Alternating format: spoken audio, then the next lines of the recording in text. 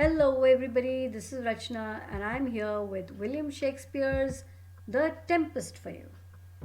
So, let's try and understand a little about William Shakespeare, who's also known as the Bard of Avon.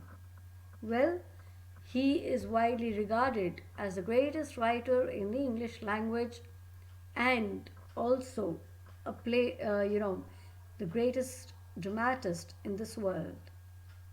Born on April 1564, died on 23rd April 1664, both at Stanford, Avon.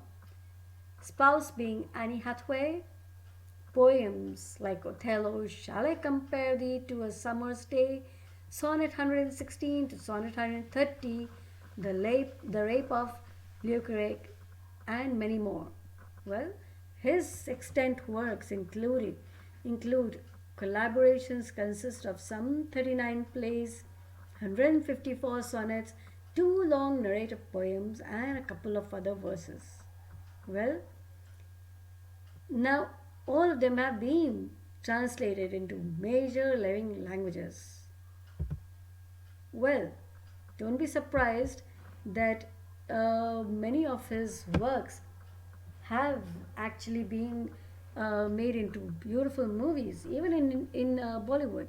For example, Angur, which is actually taken from the comedy of errors, or Kayamat se Kayamat tak, which is actually being taken from Romeo and Juliet. So, he is widely considered, you know, being the greatest dramatist, of course. His impact on literature is so massive that one could make an argument that every one of his works deserves being, listed. And they consider as the major achievements, important achievements of his time, right? So let's understand the characters in Act 1 and Scene 2. Well, of course, let me tell you that, we are not going to be covering the entire, Tempest, but we are only going to be covering just, Act 1 and Scene 2. So, before we actually get into it, let's understand, something about what really has happened when we talk of Tempest. Yeah. So, uh, and before that, let us understand that we are going to be covering only a small part of Scene 2, in which we have Miranda and Prospero. So, well, actually, let me tell you, when you're talking about The Tempest, it was one of Shakespeare's last plays, yeah, which he did all alone. He didn't actually involve anyone else in this play. And it also is considered to be like a farewell of Shakespeare from the theatre, from the world of theatre, right? When he talks of giving up his magic wand and the magic and burying it in that island, we also try to understand that actually he is trying to tell the world that now he's going to get rid of the magic that he has been casting in this world, the world of theater all along. Okay, so let's get to the play now.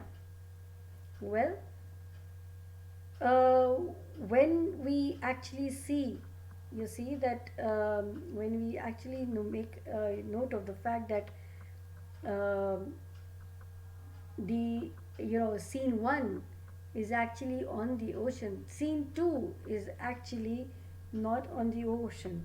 It is major part of it is on the island. Now this is actually where you see Shakespeare is trying to tell Miranda, his daughter, or let's say Prospero, you know, we won't take the name of Shakespeare, but yeah, Prospero, when he is actually trying to tell, he tries to tell Miranda what has actually happened. But before that, what we find out is that, with the help of Ariel, who is supposed to be um, Prospero's servant and is actually a lively spirit, he is telling Miranda that, sorry, he's not telling, but he has actually made the, you know, storm at the sea, because of which the ship is almost wrecked.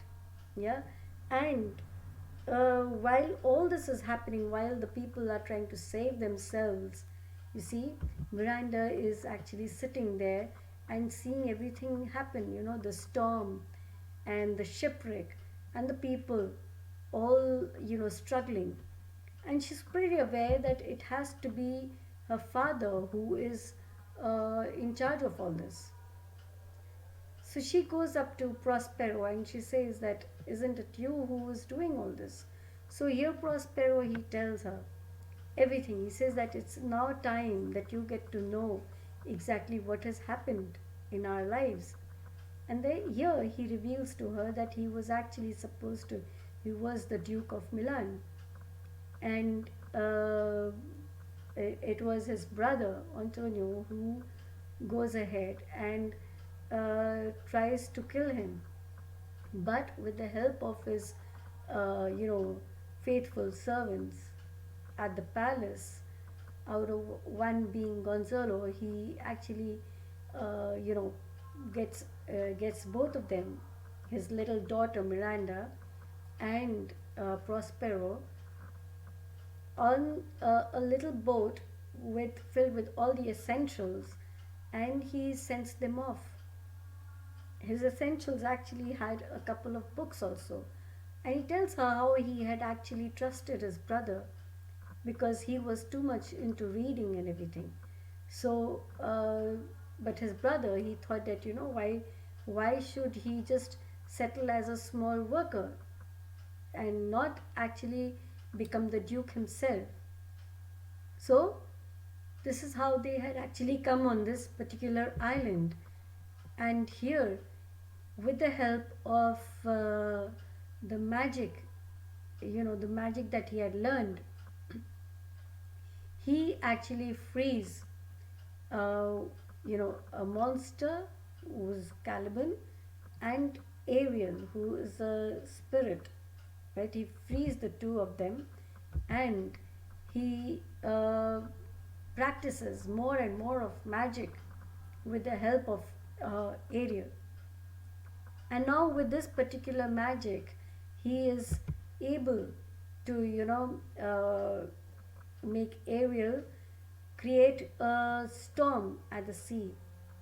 And he treats Caliban as nothing else but, uh, you know, a piece of garbage. And he makes, Caliban and Ariel bring the people, who are now on that ship to him.